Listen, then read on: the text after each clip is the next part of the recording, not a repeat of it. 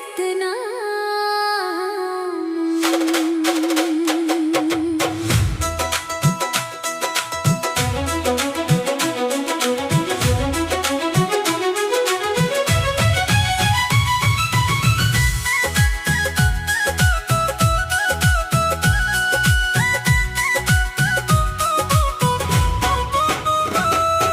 झूम झूम के नाचव संगी, झूम झूम के नाचव संगी, सतनाम गावत जाव, गिरोधपुरी धाम के महिमा दुनिया भर में गावव।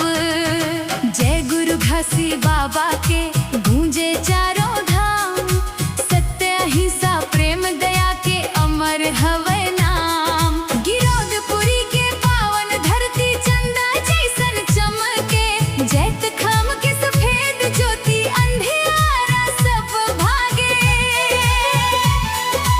अमृत कुंड के निर्मल पानी मनला हर्षावे, बाबा के संदेश सुन के जीवन सुधर जावे।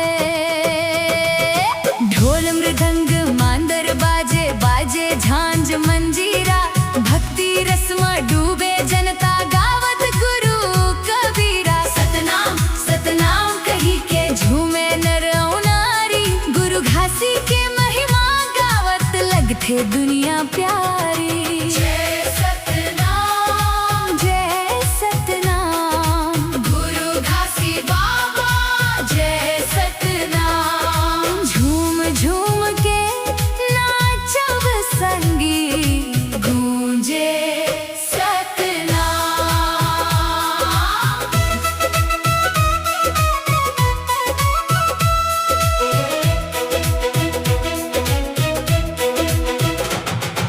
छाता पहाड़ में तप करके बाबा ज्ञान बताइन, सत्य के रद्दा में चलव संगी सबला राह देखाइन।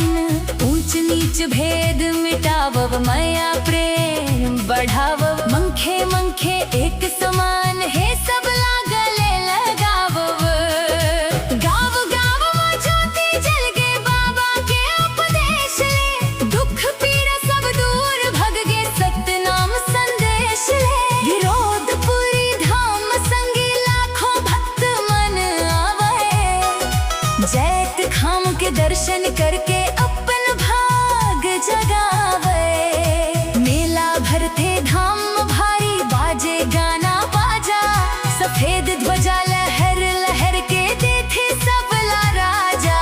नाचा गम्मत पंथी नृत्य में संस्कृति झलक थे, गुरु घासी के पावन बानी मन खे मन मां बस थे। धूप अगरबत्ती के खुशबू मंदिर में महके, सतनाम के अमृत धारा जन जन में बरसे। बूढ़ा जवान संग में मिलके जयकारा लगावे, भक्ति के रंग में रंग जाके खुशी मनावत जावे। जय सतनाम जय सतनाम, गुरु घासी बाबा जय सतनाम। झूम झूम के नाचव संगी, गूंजे सतनाम। गरीब दुखी की सहारा बाबा दया के सागर हावे, झूठ कपट और पाप मिटा के सत्य के दीप जलावे। गिरोधपुरी धाम के मनला शांति मिलथे, गुरु घासी बाबा के चरण में किस्मत नई बदलथे। बांसुरी के मीठा तान में गूंजे सतनाम, ढोलक नगाड़ा संग बजे बाबा की जयगान। करताल और मंजीरा बाजे गूंजे जय जयकार, सतनाम के रास्ता